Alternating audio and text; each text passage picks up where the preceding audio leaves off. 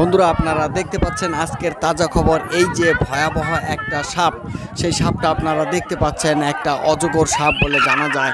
এই সাপটা কোথায় বাহির হলো, কিভাবে বাহির হলো, আসুন আমরা আজকে জানার জন্য চেষ্টা করব এই সাপটা কোথায় পাওয়া গেল।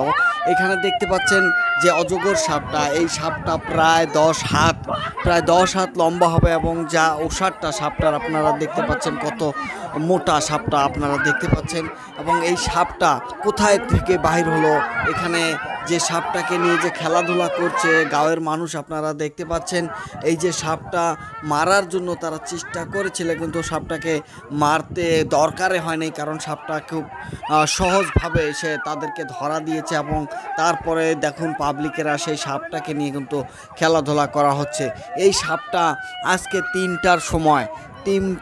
তিনটার সময় ভাইটবাড়ি কচুবাড়ি যে গ্রাম আছে, সেই কচুবাড়ি গ্রামে যখন মানুষ যখন মাছ মারতে যায় এবং মাছ মারতে গিয়ে যেটাকে মুর্শি জাল বলে, সেই মুর্শি জাল যখন তারা ফেলেছিল এবং মুর্শি জাল ফেলানোর পর যখন তারা মুর্শি জাল ফেলে দিয়ে যখন মাছ ঘিরতে চায় এবং কোনো কস্তুরি বা কোনো জঙ্গল সেই জালে তোলে এবং জাল থেকে কস্তুরি ছাপা করতে যায়, এবং কস্তুরি ছাপা করতেই গিয়েই দেখে এত বড় একটা ভয়াবহ একটা অজগর সাপ।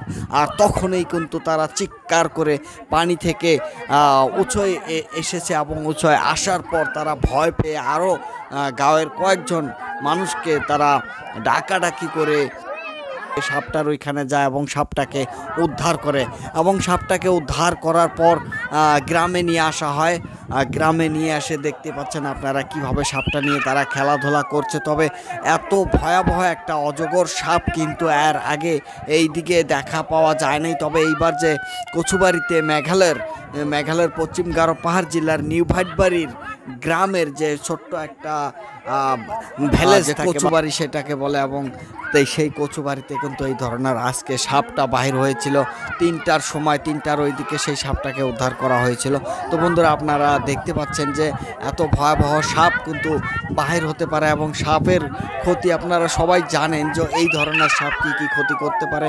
আপনাদের ছাগলকে খেতে পারে, ডিম অন্য চড়াই হাঁস যেগুলো আছে সেগুলোকে খেয়ে দিতে পারে, এবং বড় যদি হয় সেই সাপটা কিন্তু মানুষকেও গিলে ফেলতে পারে, এবং ছোট বাচ্চা আছে সেগুলোকেও কিন্তু গিলে খেতে পারে, আপনারা সবাই জানেন।